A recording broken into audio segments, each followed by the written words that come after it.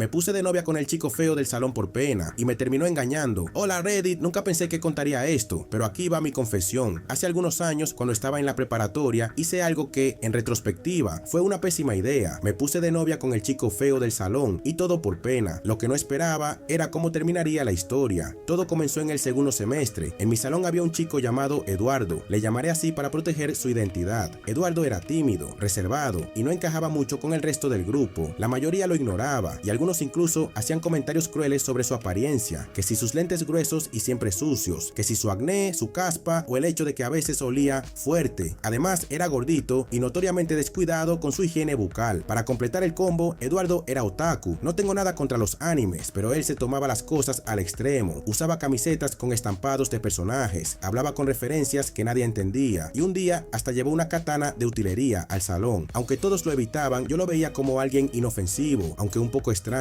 Un día, durante una actividad grupal, me tocó trabajar con él. Para mi sorpresa, Eduardo era muy amable, incluso gracioso, aunque tenía una risa un poco rara. Comenzamos a hablar más seguido y poco a poco noté que empezaba a buscarme más. Me guardaba un lugar en clase, me compartía sus apuntes y un día incluso me regaló una paleta porque se acordó de mí. Yo pensé que solo quería ser mi amigo, pero pronto quedó claro que sentía algo más.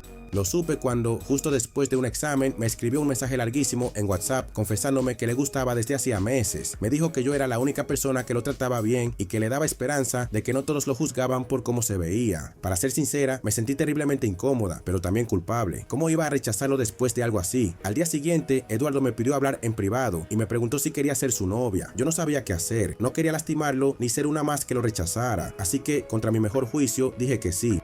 Spoiler alert, fue un error. Desde el principio nuestra relación fue rara. Eduardo era increíblemente intenso. Me escribía mensajes largos a cada hora. Me esperaba fuera de cada clase y hasta intentaba sentarse conmigo durante el receso, incluso cuando yo estaba con mis amigas. Al principio lo toleré porque pensaba, bueno, es su primera relación, está emocionado. Pero pronto empezó a asfixiarme. Me hacía preguntas incómodas como, ¿qué te gusta de mí? ¿Y de verdad me encuentras atractivo? Yo no sabía qué responder, así que decía algo vago como, me gusta como eres conmigo. Pero la verdad es que su falta de higiene y su actitud pegajosa me incomodaba mucho. Además, empezó a ser controlador. Quería saber dónde estaba todo el tiempo y con quién hablaba. Durante el tiempo que estuve con Eduardo, traté de convencerme de que podíamos tener una relación normal, aunque cada día me resultaba más difícil. Él siempre insistía en que pasáramos más tiempo juntos, así que un día me invitó a su casa para ver una película y estar solos. Al principio me resistí, porque algo me decía que no iba a ser buena idea, pero al final terminé aceptando, pensando que tal vez necesitábamos ese tiempo para conectar mejor.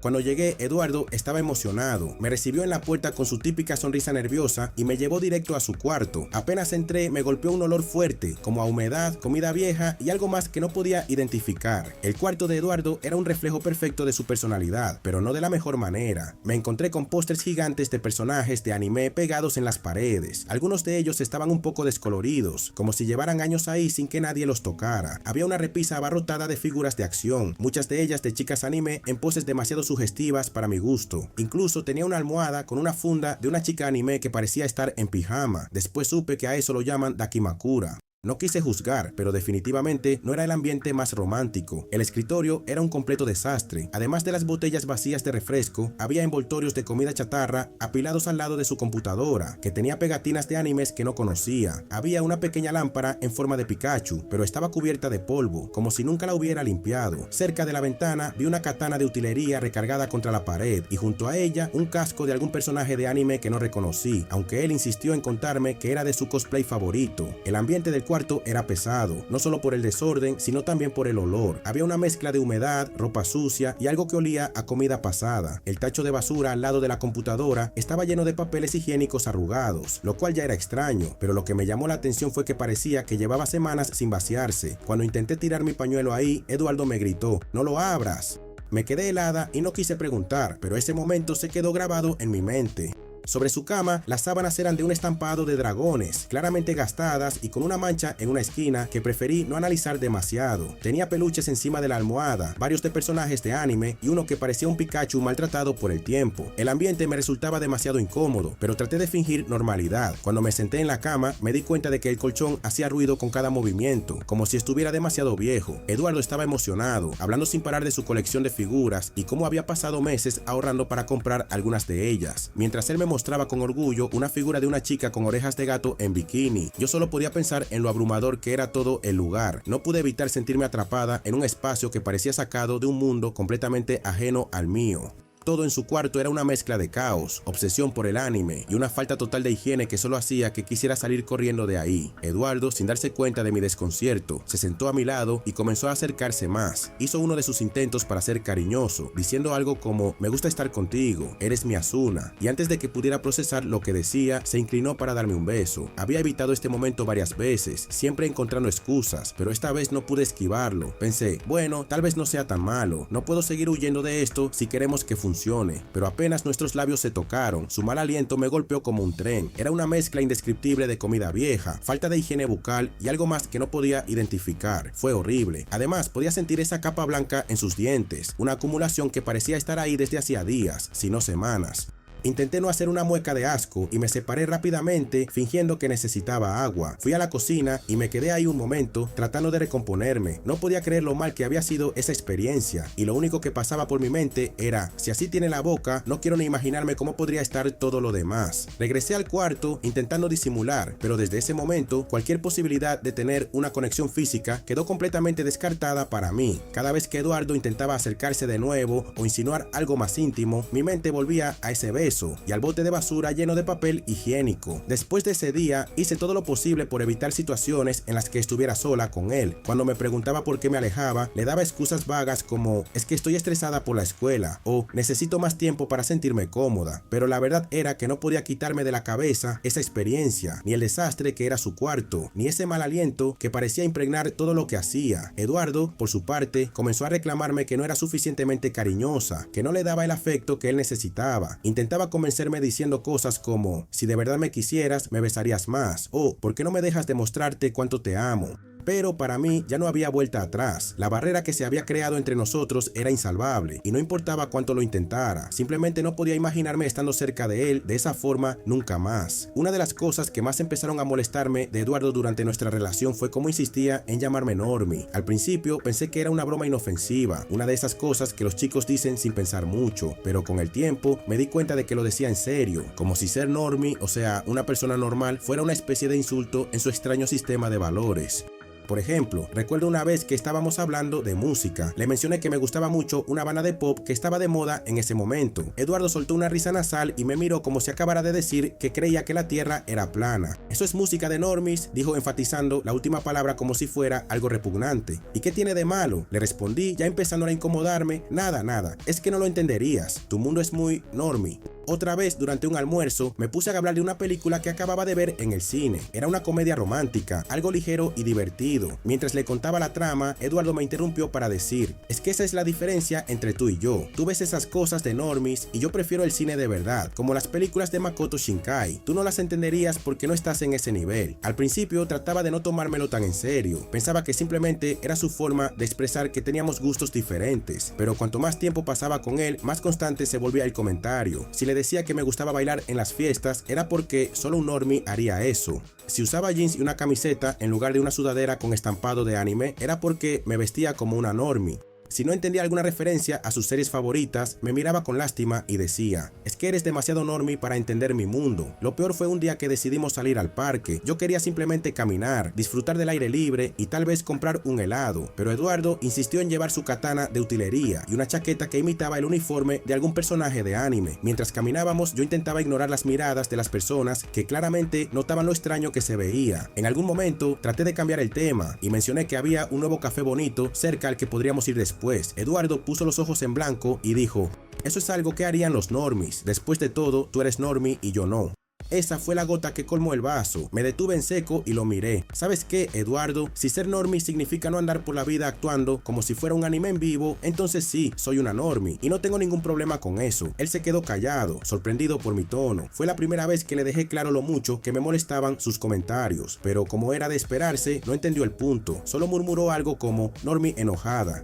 Desde ese momento, cada vez que decía algo sobre ser normie, me daba cuenta de que simplemente no podía conectar con él. Estábamos en mundos completamente diferentes y no había forma de construir algo sólido, cuando él insistía en menospreciar quién era yo solo porque no compartíamos sus obsesiones. También desde que empecé a salir con él, noté que mis amigas comenzaron a hacer comentarios un poco sarcásticos, aunque al principio lo tomé como bromas inofensivas. Una vez, mientras estábamos en el receso, una de ellas soltó: "Ay, qué linda, le das esperanza a los que no tienen oportunidad", y todas se rieron. Aunque fingí reírme con ellas, me sentí muy incómoda. Con el tiempo, estas bromas se volvieron más frecuentes y directas. Una vez que Eduardo pasó a dejarme un refresco en la cafetería, una de mis amigas murmuró: "Qué noble eres, yo no podría", mientras las demás disimulaban su risa. Incluso empezaron a decir cosas como: "¿Y ya te convenció de ver anime con él?" o "¿Te imaginas que tus hijos hereden?". Bueno, ya sabes, refiriéndose a su apariencia y a los problemas que claramente tenía con su higiene. Lo peor fue cuando una tarde, durante un evento escolar, Eduardo quiso sorprenderme.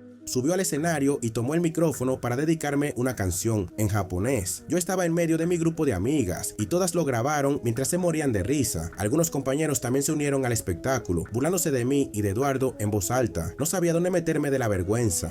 A partir de ese momento, no solo fui la burla entre mis amigas, sino también del salón y de gran parte de la escuela. Empezaron a llamarme la novia del otaku, o peor aún, la salvadora de causas perdidas. Yo intenté defenderlo al principio, diciendo cosas como: "No es tan malo como piensan", o "Eduardo tiene buen corazón", pero eso solo alimentaba las risas y los chismes, hasta que un par de meses después noté que Eduardo se ponía raro con su celular. Siempre lo tenía boca abajo y si sonaba, se levantaba para contestar lejos de mí. Al principio no le di importancia, pero luego comencé a sospechar. Mis dudas se confirmaron cuando una de mis amigas, Carla, me envió capturas de pantalla de Eduardo coqueteando con otra chica en Instagram. Le decía cosas como: "Eres hermosa, ¿cómo alguien tan bonita puede ser tan humilde? Y ojalá pudiera conocerte en persona". Me dio un vuelco el estómago. Cuando descubrí que Eduardo me estaba engañando, me sentí completamente traicionada. Lo peor de todo fue cuando me enteré quién era la otra chica, una niña de secundaria que, encima, también era otaku. Eduardo tenía 16 años y ella ni siquiera había cumplido 14. Aunque nunca quise meterme en ese tema por obvias razones, fue imposible no sentirme humillada al saber que había dejado a su novia de la prepa por alguien que apenas empezaba la adolescencia. Mis amigas, cuando supieron quién era la chica, no dejaron de burlarse. Una de ellas comentó: "Te cambió por una niña que ni siquiera puede entrar al cine sin permiso de sus papás". Yo intenté mantener la compostura, pero por dentro me moría de vergüenza. Lo peor vino cuando empecé a ver las interacciones de Eduardo con ella en redes sociales. Se escribían mensajes que parecían sacados de un mal fanfic de anime. Eduardo le decía cosas como: "Ohayo, mi pequeña kawaii-chan, hoy soñé que éramos como Kirito y Asuna". Yo ni siquiera entendía la referencia, pero me daba cringe solo leerlo. Ella le respondía cosas como: "Omge senpai, eres tan lindo", o "Espero verte pronto para que me enseñes a usar tu katana". Por si fuera poco, comenzaron a hacer actividades juntos que evidenciaban lo profundamente metidos que estaban en su mundo otaku. Eduardo subía historias a Instagram donde practicaban poses de batalla en un parque con su katana de utilería, o donde él la enseñaba a lanzar cartas de un juego llamado Yu-Gi-Oh, mientras ella lo llamaba Maestro Senpai. También compartían videos bailando openings de anime, o probándose orejas de gato en una tienda de cosplay. Era como si Eduardo hubiera encontrado a alguien que compartía al 100% su afición, pero al mismo tiempo parecía haber perdido todo sentido de la realidad. Lo que más me dolía no era solo el hecho de que me hubiera engañado, sino que él se veía completamente feliz con ella, como si yo nunca hubiera existido. De nuevo, no quiero entrar en los aspectos éticos de esa relación, que de por sí me parecían cuestionables, pero el contraste era humillante. Mientras yo lidiaba con las burlas de toda la escuela y las preguntas incómodas de mis amigas, Eduardo vivía su fantasía de anime sin ninguna preocupación. Cuando lo confronté y le dije: "¿De verdad me dejaste por alguien que todavía dice ubu?", sin ironía, Logueo solo me respondió algo que nunca olvidaré: "Es que con ella puedo ser yo mismo, tú nunca entendiste ese lado de mí". Esa frase fue como una bofetada. Yo, la que se esforzó por darle una oportunidad a pesar de todo, no lo había entendido. Lo irónico es que, después de que terminamos, se puso de novio con la chica de Instagram en cuestión de semanas. Resulta que vivía en otra ciudad, pero él viajaba cada fin de semana para verla. Así que sí, el chico feo y otaku, que nunca había tenido una novia, terminó engañándome y pasando página más rápido de lo que yo esperaba. Cuando finalmente descubrí que Eduardo me estaba engañando con otra chica, la humillación fue total. Fue como si todo lo que había aguantado hubiera sido en vano. Mis amigas no pudieron contenerse cuando se enteraron. Una de ellas soltó entre carcajadas: "O sea, te aguantaste todo el show de andar con él para que encima te pusiera el cuerno. Ni siquiera el chico raro puede serte fiel". Otra añadió: "Si ya te engañó Eduardo, imagínate lo que te espera con alguien decente".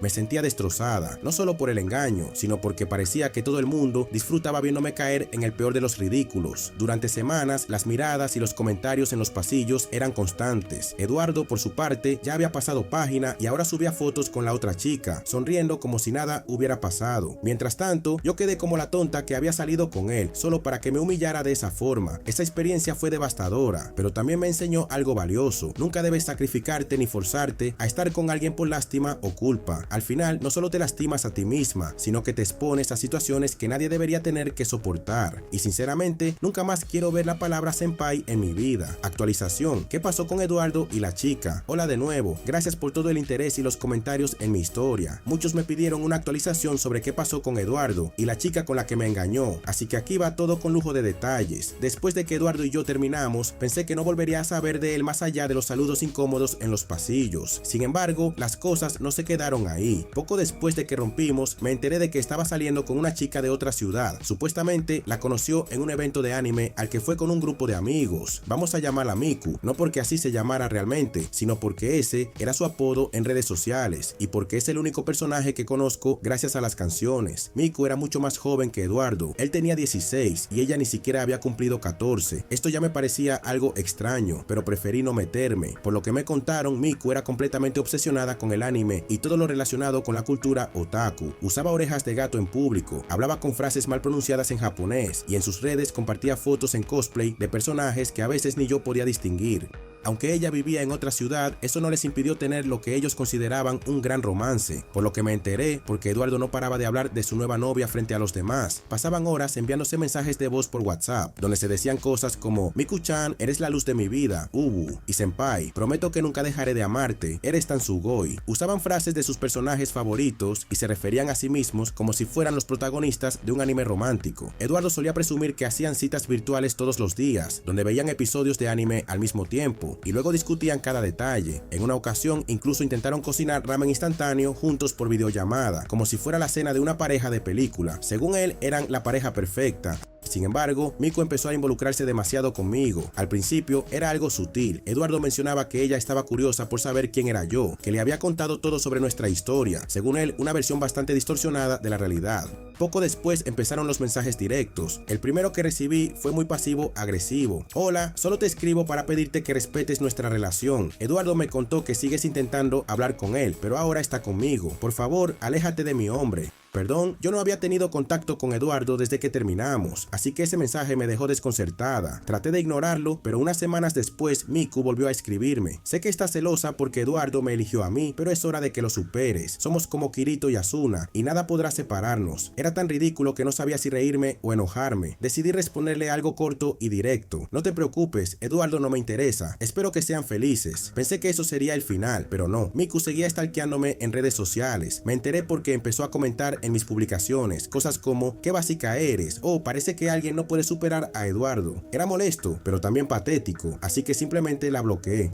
Mientras tanto, su relación con Eduardo seguía en marcha. Cada vez que había un evento de anime, él hacía el esfuerzo de viajar para verla. Se vestían de sus personajes favoritos y se dedicaban a grabar videos que luego subían a TikTok, donde se decían cosas como: nuestro amor supera los niveles de poder de Goku, o seremos Kirito y Asuna por siempre. Aunque la mayoría de los comentarios eran positivos, no faltaban los que se burlaban de lo cursi y exagerado que era todo. La relación duró unos meses, pero terminó de forma bastante extraña. Según lo que me contaron, Miku rompió con Eduardo porque durante uno de sus encuentros él no quiso comprarle una figura de anime que ella quería. Al parecer, Eduardo le había prometido que la cuidaría como el héroe de su historia, pero Miku empezó a exigir más y más de él, hasta que la relación se volvió insostenible. La gota que colmó el vaso fue cuando ella le dijo que un verdadero protagonista habría hecho cualquier cosa por su waifu y lo bloqueó en todas sus redes. Después de eso, Eduardo volvió a ser el mismo chico solitario de siempre, pero ahora con una reputación aún más excéntrica. Se la pasaba diciendo que la verdadera Asuna aún está por llegar. Por su parte, Miku desapareció de las redes y según alguien que la conocía, su familia empezó a preocuparse por su obsesión con los chicos mayores y la cambiaron de escuela. Y yo aprendí a mantenerme muy lejos de dramas innecesarios. Toda esta experiencia fue una lección importante y aunque en su momento me sentí humillada, ahora solo puedo reírme de lo surrealista que fue todo. Gracias por leer y por sus mensajes. Espero que esta actualización cierre definitivamente este capítulo de mi vida. Nos leemos pronto.